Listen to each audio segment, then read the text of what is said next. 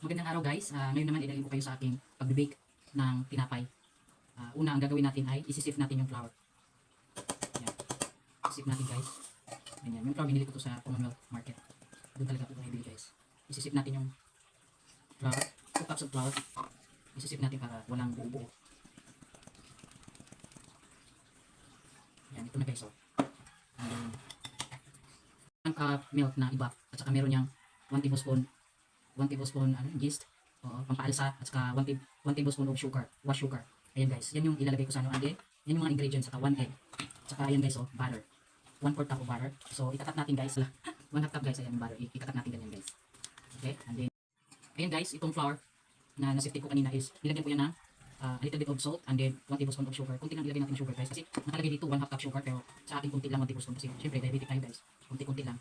And then, after this guys, mix natin yung ingredient ng ni-rest egg ko na yeast, yung pampatubo, saka milk, at saka a little bit of sugar. Ayan, ano natin dito guys, i-mix. Kasi naka-rest na siya ng 10 minutes. May higit na nga eh. May higit na 10 minutes. Ayan guys. Yan, okay? So, isi-share ko rin sa inyo guys paano ako gumawa ng tinapay. Natutunan ko to guys kasi nag-aral ako sa TISDA guys ng 144 hours. Yon, and then, i-mix mo lang yan siya guys, ganyan. Nagamit ito guys, spatula. Yan. I-mix lang ng i-mix. Yon. And then, pagkatapos guys, nito, ayan, nag-ano na siya, diba? So, ilagay naman natin yung, ayan na siya guys. So, diba? Wow! Ang galing. I-share ko sa inyo guys kung ano yung mga natutunan ko guys. Dahil I love to share. So guys, dahil, ayan, napamilk na natin yung butter.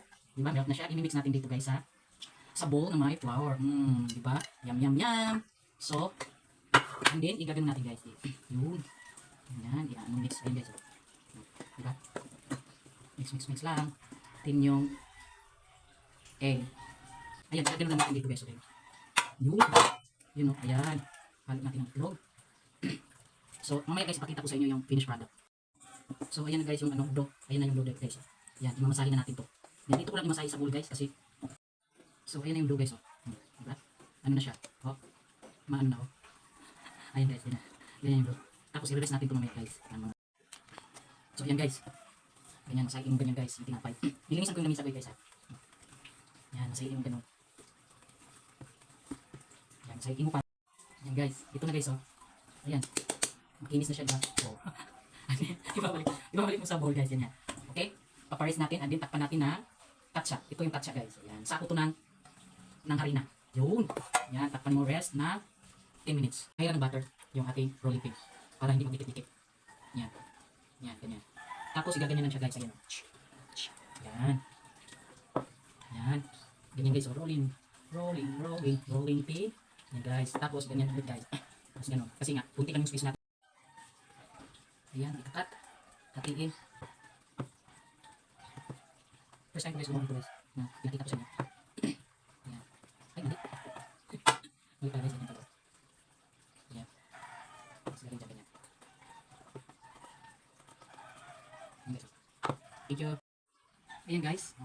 I-reverse natin siya dito sa pan ng about 15 minutes. Ayan, i-reverse natin. Ayan.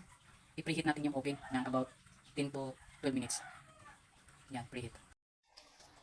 Pahiran natin ng guys, ayan, butter, bago natin ilagay sa oven. Ayan. Ayan guys,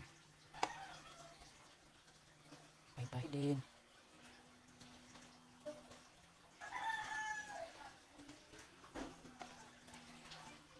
Ayan. So, ayan guys, buksan natin yung oven na i-preheat natin kanina. Ayan guys, ilagay na natin yung bread. Yun. Ayan guys, lutuin na natin na 15 to 20 minutes. Okay? Yan. Yan guys. Ayan. Kunya-kunyarian lang yan guys. Yan na yung finished product guys na tinapay ko nagawa. Sana masarap. Thank you for watching guys. Bye!